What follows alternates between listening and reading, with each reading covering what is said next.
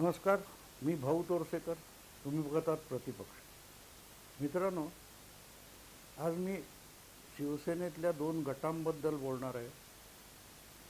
आणि ते बोलताना मला साक्षात शिवसेनेचे संस्थापक शिवसेना प्रमुख बाळासाहेब ठाकरे यांची एक उक्ती आठवते. ती उक्ती तशी त्यांची नाही आहे, ती हिंदीतली एक म्हण आहे, वाक्प्रचार आहे. सौ सोनार की एक लोहार की. आणि असं बाळासाहेब एवढ्यासाठी म्हणायचे की त्यांच्यावर सातत्याने टीका व्हायची आणि त्यावेळेला शिवसेना हा पक्ष असला तरी शिवसेनेकडे प्रवक्ते नव्हते आणि जे नेते होते ते पण शिवसेनेच्या धोरणात्मक गोष्टींवर सहसा बोलायचे नाही.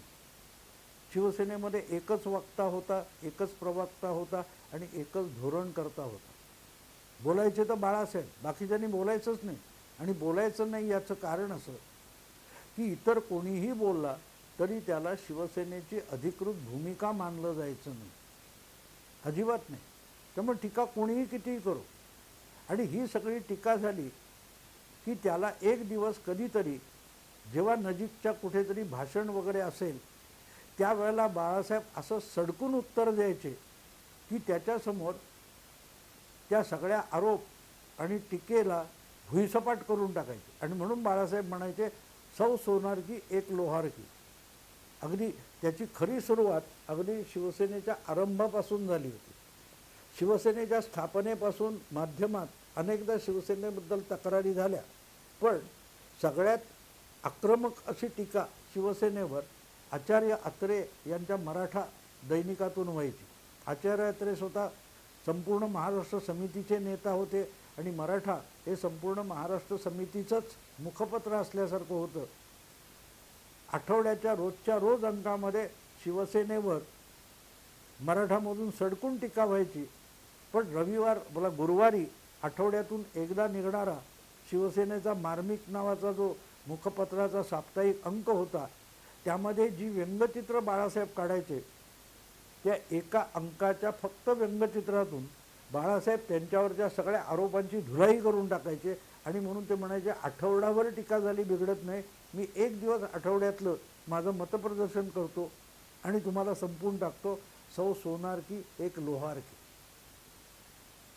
ही शिवसेनेची ओरिजिनॅलिटी आहे.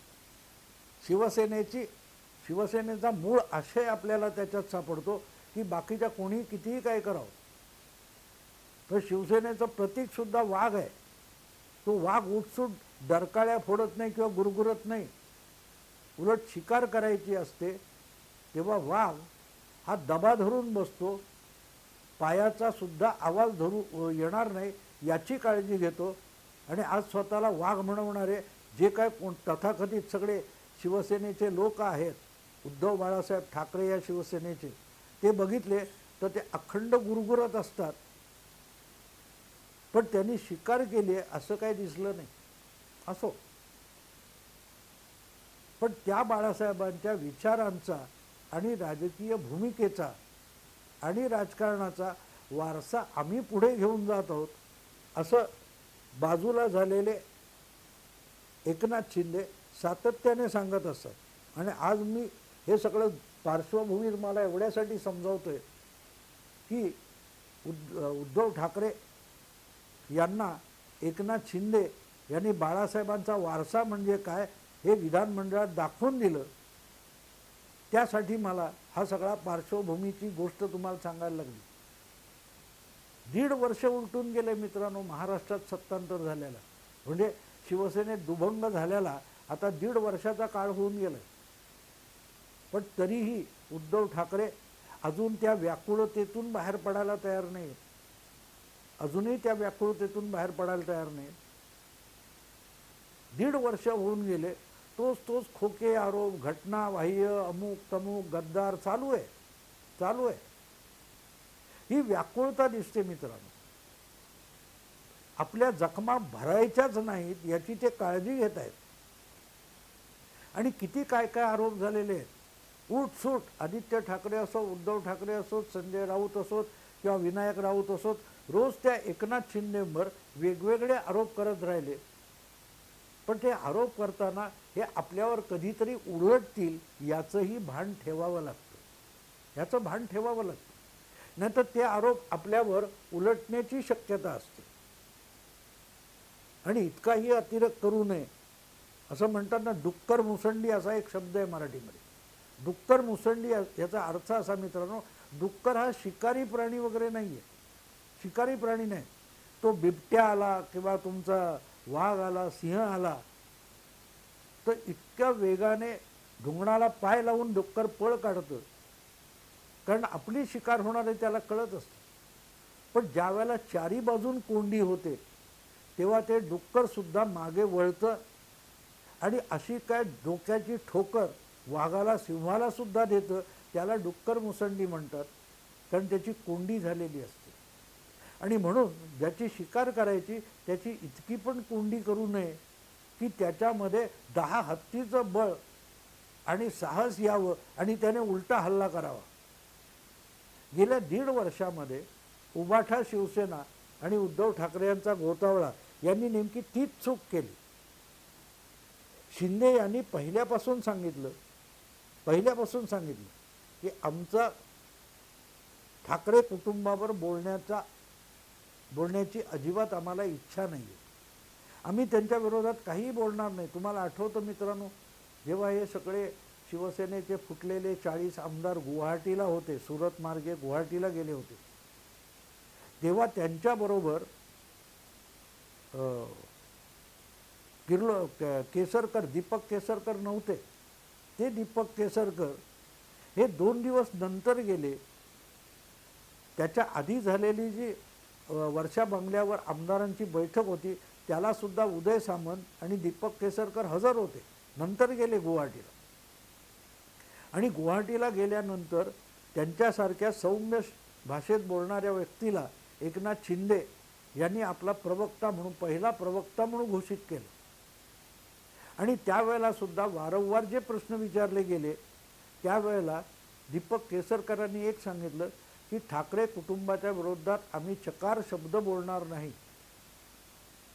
कारण बाळासाहेबांची फॅमिली आहे आणि तिच्याविषयी अनादर व्यक्त होईल असं कुठलाही शब्द आमच्या तोंडातून बाहेर पडणार नाही. म्हणजे एका अर्थी त्यांनी आम्हाला वाईटपणा नको हे ते वारंवार सांगत होते. आणि ते दीपक केसरकर असं नाही, तुम्ही शिवसेनेतून बाहेर पडलेल्या 40च्या 40 आमदारांच्या आरंभीच्या प्रतिक्रिया बघितल्यात तर कोणीही, उद्धव ठाकरे असो, आदित्य ठाकरे असोत किंवा शिवसेनेचे इतर नेते असोत, सेना भवन असो, मातोश्री असो, याच्यावर कुठलंही वेडं वाकडं भाष्य करण्याचं सातत्याने टाळलं. पण 6 महिने उलटून गेले, 8 महिने उलटून गेले, त्यानंतरही तुम्ही रोज अगदी जखमा केल्यासारखं बोलत असाल तर मग सहनशीलतेचा अंत होतो आणि तलवार उपसावी लागते.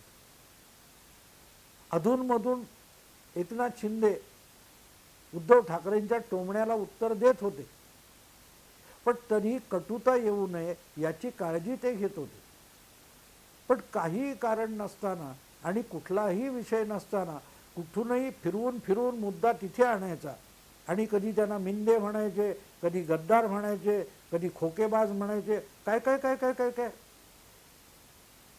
म्हणजे जणू काय तू मला शिव्या का देत नाहीस. आपण बघतो ना, रस्त्यात भांडणं करणारी माणसं असतात, त्याच्यात एक जण शांत राहण्याचा प्रयत्न करत असतो, पण त्याने उसळी मारावी आणि आपल्याला शिव्याच दिल्या पाहिजेत असा समोरचा अट्टाहास करतो. हे आपण आपल्या जगण्यात आसपास बघत असतो. आणि शेवटी सहनशीलतेचा अंत झाला की तो दुसरा माणूस असतो, तो उसळी मारून मोठ्या आवाजामध्ये अधिक घाणेरड्या शिव्या द्यायला लागतो. हे आपण बघतो, आपल्या आयुष्यात आसपास हे घडत असतं. आणि नेमकी तीच गोष्ट आता 1.5 वर्षानंतर शिंदे यांची झालेली आहे.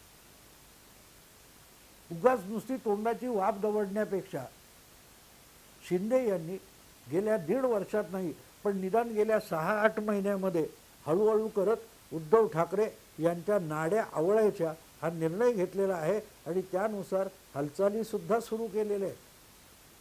आणि त्यामुळे उद्धव ठाकरे मुख्यमंत्री असताना आणि त्याच वेळेस त्यांच्या चरणी मुंबई महापालिका लोळण घेत असताना जे काही उद्योग केलेत ते सगळे आता चव्हाट्यावर यायला सुरुवात झालेली आहे. त्यांच्या विश्वासातल्या काही लोकांना अटक झालेली आहे. त्यांच्या आदित्य ठाकरेंच्या निकटवर्ती लोकांवर खिचडी चोरी, काय त्या बॉडी बॅग्समधला प्रकार, किती भानगडी काढले आणि एक एक प्रकरणाचे आता अहवाल तयार व्हायला लागले. पण ह्याची गरज होती का हा प्रश्न आहे मित्र. ते म्हणतात ना, तेरी भी चूक मेरी भी चूक. तुम्ही ज्यावेळेला एकनाथ शिंदे किंवा इतरांवर भ्रष्टाचाराचे आरोप करता तेव्हा एक गोष्ट लक्षात घ्यायची असते की आजवर हेच लोक सत्तेत होते आणि त्यांनी जे काही कमी अधिक आणून दिलं त्यातून तुमचे भरभराट झालेली आहे. मातोश्री 2 असो, त्याचे काय असतील ते 10-12 मजले असोत, हे कशामुळे चढलेत, कुठून पैसे आले, याचं उत्तर आहे उद्धव ठाकरे असा कुठचा बिझनेस करतात, कुठचा व्यापार करतात, कुठला उद्योग करतात की त्याच्यातून इतके पैसे आले. हे पैसे आणून देणारे हेच लोक होते ज्यांना तुम्ही आज गद्दार गद्दार खोकेबाज म्हणता. राज ठाकरेंनी तर ओपनली सांगून टाकलं की खोक्याचा आरोप करणारे कंटेनर बाळगून आहेत. यापेक्षा अधिक काय बोललं पाहिजे. तुम्ही ज्यांच्यावर भ्रष्टाचाराचा आरोप म्हणून खोके खोके म्हणता त्यांनी तुम्हाला इतके खोके आणून दिले की तुमच्याकडे कंटेनर तयार झाले, हा आरोप आहे. पण हे नुसते वरवरचे आरोप असतात, शब्दांचे बुडबुडे असतात. ते वास्तवात आणि पुराव्यासकट समोर आणण्याची वेळ समोरच्यावर येऊ द्यायची नसते, त्याच्यात गंमत असते. पण उद्धव ठाकरे, आदित्य ठाकरे, संजय राऊत यांनी हे सगळं ताळतंत्र सोडलं. त्यामुळे आता आपला बचाव करण्यासाठी एकनाथ शिंदे यांना आपण ज्यांचा वारसा सांगतो त्या बाळासाहेबांच्या भूमिकेत यावं लागलं. सौ सोनार की एक लोहार की. 1.5 वर्ष जे आरोप ऐकून ऐकून कान किटले त्याला आता विधानसभेतच एकनाथ शिंदे यांनी इतकं सणसणीत उत्तर दिलेलं आहे की उद्धव ठाकरे यांचे आता दिवस भरले असं म्हणायला हरकत नाही. ही वेळ आली नसती मित्र. आणि एक लक्षात ठेवा, ज्या प्रकारे एकनाथ शिंदे हळूहळू करत पावलं टाकतायत त्यात तुम्हाला ते गोत्यात आणणार हे तुम्हाला ओळखता आलं पाहिजे होतं. आणि ते ओळखता आलं असतं तर तुम्ही हा अतिरेक होऊ दिला नसता आणि एकनाथ शिंदेना पिसाळण्याची वेळ आणली नसती. एकनाथ शिंदे यांनी विधानसभेच्या या हिवाळी अधिवेशनामध्ये नागपूरला ज्या प्रकारे महापालिकेतलं खिचडी चोर, आणखीन कोण रेमडेसिवीर चोर आणि काय काय काय असतील ते आरोप केलेले आहेत, ऑक्सिजन चोर आणि कुठली कुठली कॉन्ट्रॅक्ट, माझं घर काय, माझं कुटुंब माझी जबाबदारी, सगळी टेंडर माझ्याच घरी, जनता फिरते दारोदारी, हे शब्द जेव्हा एकनाथ शिंदे वापरतात ते टोमणे नाही आहेत. आज त्यांच्या हातात सत्ता आहे, महापालिका त्यांच्या ताब्यात आहे किंवा महापालिकेतली कागदपत्र आणि पुरावे सुद्धा त्यांच्या ताब्यात आहेत. आणि ते भंडार उघडलं गेलं तर 25 वर्ष, मी यापूर्वी एक व्हिडिओ केलेला आहे की 25 वर्ष 1997 नंतरच्याच महापालिका कारभाराची चौकशी करायची घोषणा शिंदे सरकारने केली. त्याच्या मागचा हेतू सरळ आहे की 1997 नंतर कार्यकारी अध्यक्ष म्हणून शिवसेनेचे महापालिका सुद्धा उद्धव ठाकरे चालवत होते. बाळासाहेब हळूहळू राजकारणातून बाजूला होत होते. त्यामुळे उद्धव ठाकरे ज्या दिवसापासून महापालिकेच्या कारभारात घुसले त्यानंतरच्याच सगळ्या व्यवहारांची चौकशी होणार आहे. 85 पासून 97 पर्यंतच्या 12 वर्षांना वगळून चौकशी होणार आहे. याचा अर्थच ज्या विषयात बाळासाहेबांचं नाव गोवलं जाणार नाही पण उद्धव ठाकरे यांचं नाव गोवलं जाईल, कदाचित त्यात उद्धव ठाकरे यांच्या कुटुंबाचं नाव गोवलं जाईल, तेवढीच चौकशी घोषित झालेली.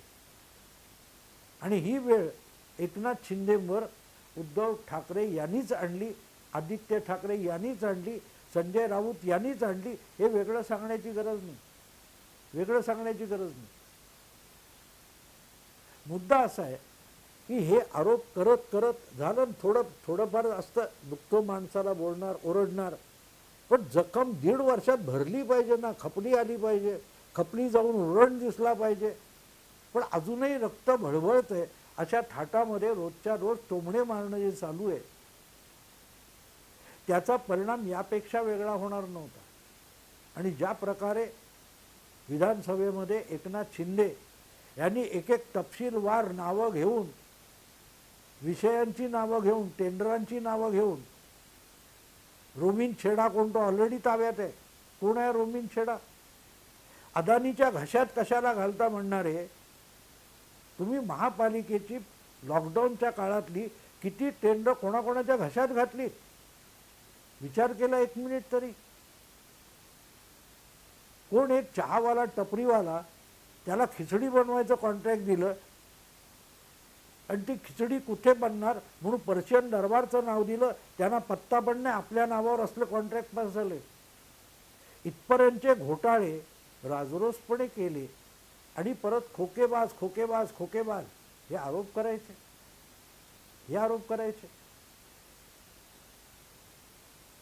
आता ज्या पद्धतीत हे सगळं चाललंय ते बघितल्यानंतर वाईट एकच वाटतं की ज्या बाळासाहेबांवर लाखो लोकांनी प्रेम केलं, त्यांच्या मुलाचं ही सगळी अवस्था बघितली आणि त्याच्या विरुद्धचे जे पुरावे समोर येणार आहेत ते बघितले, तर बाळासाहेबांच्या विषयी सुद्धा लोकांच्या मनात शंका तयार होते.